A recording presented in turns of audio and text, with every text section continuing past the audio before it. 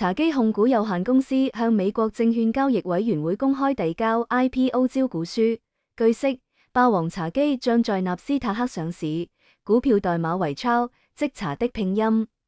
根據招股書，2024年全年霸王茶姬商品交易額為295億元人民幣，較2023年全年增加173%。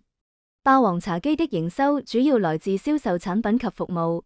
2024年，霸王茶姬實現全年營收124.05億元，淨利潤為25.15億元。2024年，霸王茶姬淨利率為20.3%，高於同業水平，在現製茶飲品牌中盈利能力強。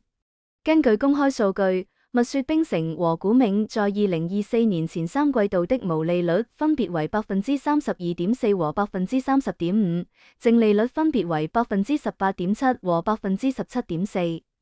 此前的公開數據顯示，截至2024年8月，伯牙絕緣累計銷量超過6億，截至2024年底，擁有超1.77億註冊會員，而2023年的該數字還只有6940萬。